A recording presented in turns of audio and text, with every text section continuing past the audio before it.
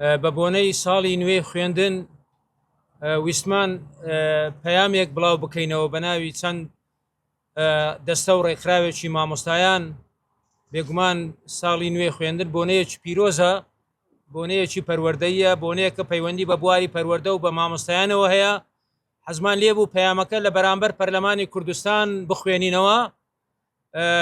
بەیانەکەی کە چووینە ئەوێ دیتمان هێزێکی زۆری ئەمنی و ئاسایش ئەو ناوەی هەموو تەنی بوو، تەنانەت ڕێگایان نەدابوو کە کەناڵەکانی ڕاگەیاندن و هیچ سایرەج لەو ناوە ڕاپۆستی ڕێگە نەدرا، نەتواندرا کە پەیامەکە لەوێن دەر پێشکەش بکرێت.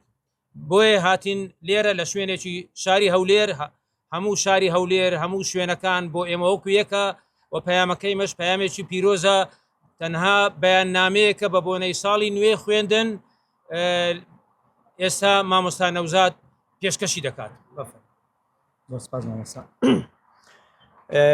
بەناوی خوای گەورە میهرەبان، سڵاوتان لێبێ. سەرەتا بەر لەوەی بەیاننامەکە بخوێنمەوە داوا لێبردن دەکەین کە بەهۆی گۆڕینی شوێنەکەەوە کوبرای بەڕێزم مامۆستا مەغدی ئاماژە پێکرد کە نەتواندرا لەم شوێنە بەداخەوە بەوەی هێزە ئەمنیەکانەوە کە فشاری زۆریان ئەمڕۆ لەم شوێنە دروست کردبوو نەتواندا بەیاننامەکە بخوێنینەوە. ئێستاش ئەم بەیاننامەی ئامادەمان کردووە، ئەم کۆمەڵێک دەستەی مامۆستایان، کۆمەڵێک ڕێکخراوی مامۆستایان لە دەرەوەی دەسەڵات ئەم بەیاننامان ئامادە کردووە بە بۆنەی ساڵی نوێی خوێندن.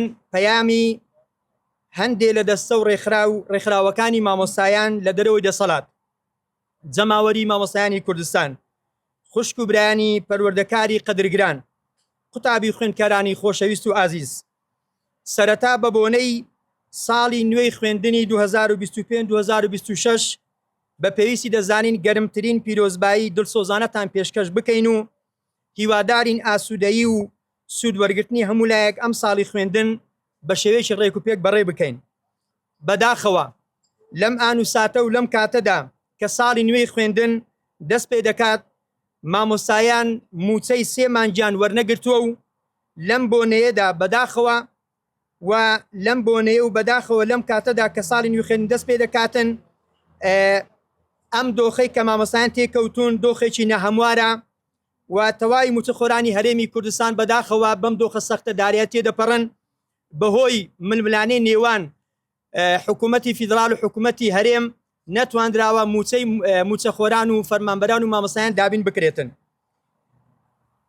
داواکارین گشت کۆسپ و گیرگرفت و ناتەواویەکانی بەردەم پرۆسەی پەروەردە و فێرکردن لە هەرێمی کوردستاندا چارەسەر بکرێ، داخوازیە یاسایی و ڕەواکانی مامۆستایان جێبەجێ بکرێت کە گرنگترینیان لە ئێستادا لەم خاڵانی خوارە و خۆی دەبینێتەوە. خاڵی یەکەم، کۆتایی بەم شەڕە دەرونیە بهێندرێت کە لەگەڵ موچەخۆرانی هەرێمی کوردستاندا ماوەی 10 ساڵی تەواوە بەردەوامە.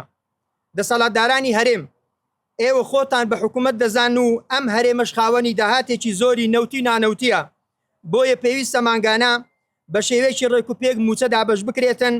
ئەگەر ئەمەشتان پێ ناکرێتن بە تەواوی ئێوە لەگەڵ بەغدا ڕێک بکەون بۆ ئەوەی موچەی موچەخۆرانی هەرێمی کوردستان لە کات و ساتی خۆیدا دابەش بکرێت. خاڵی دووەم، دەست بەجێ بڕیار بدرێتن یاخود بڕیار دەربکرێت بۆ پلە بەرزکردنەوەی مامۆستایان و سەرجەم فەرمانبەران کە ئەمیشیان ماوەی 10 ساڵە بە زۆر یان بە زوڵم لە ئەم مافە لە مامۆستایان و لە فەرمانبەران زەوت کراوە. هەروەها قەرەبووی ئەو مامۆستایانش بکرێتەوە کە لەم ساڵانی دواییدا خانەنشین کراون بەهۆی ڕاگرتنی پلە بەرزکردنەوە زیانێکی زۆریان بەرکەوتووە. خاڵی سێم، لەلایەن وەزارەتی دارایی هەرێم پلانێک دامدرێت بۆ دانەوەی موچە نەدراوەکان و موچە پاشەکەوتکراوەکان و لێبڕینەکان کە لە ساڵانی ڕابردوو بە تێکرای ئەم موچانە نزیکەی 56 موچەی موچەخۆران بە پاشەکەوتکن و بە لێبڕینەوە بەداخەوە لەلایەن حکوومەتی هەرێمی کوردستان ماوەتەوە.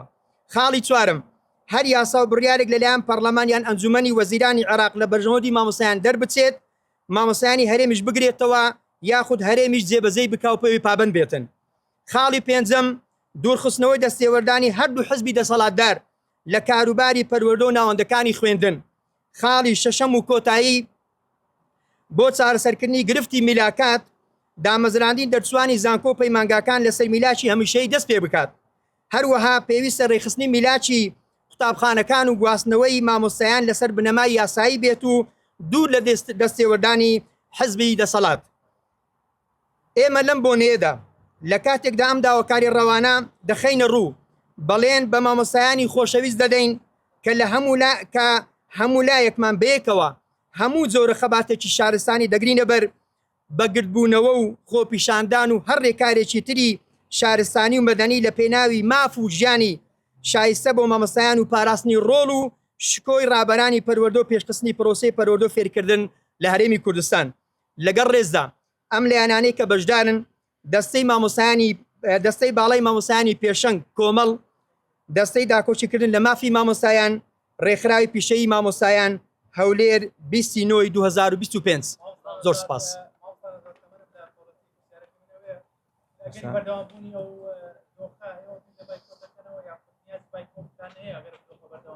بەڵێ تەمان ئێمە داوا لێبر نەکەین گوتمان تەنها بەیاننامەکە دەخوێنینەوە ئەگەر بکرێ پرسیارەکان هەڵبگرن زۆر باشە بۆ پرسیارەکەی بەڕێزت بۆ مەسەلەی بایکۆت ببرە مامۆستاگیان بۆ مەسەلەی بایکۆت ئێمە بایکۆت بە مافی ڕەوای مامۆستایان دەزانین لە ئێستادا ئۆ بایکۆتکردنی مامۆستایان لە ناوەندەکانی خوێندن ئۆ باڵی لە ئەستۆی دەسەڵاتدارانی هەرێم و وەزارەتی پەروەردەیە یان وەزارەتی داراییە کە ناکرێتن لە ئێستادا بە 3 مانگ موچەیەک دابش بکرێتن مامۆستا بە گریفانی بەتاڵ مامۆستا بە بژێوێکی ژیانی سەختی دارایی ناتوانرێت 3 مانگ موچێکی پێ بدرێت ناوەندەکانی خوێندن ئاوەدان بکاتەوە یان بەردەوامی بە پرۆسەی پەروەردە بداتن. بۆیە بایکۆتێکی یەکێکە لە ئەگەرەکان کە ئەگەر بێت و دەسەڵاتدارانی هەرێم لەگەر بەغدا ڕێک نەکەون ئەگەری هەیە بایکۆتی سەرتاسەری نەک تەنها لە هەولێر لە هەموو شارەکان دەست پێ بکاتن.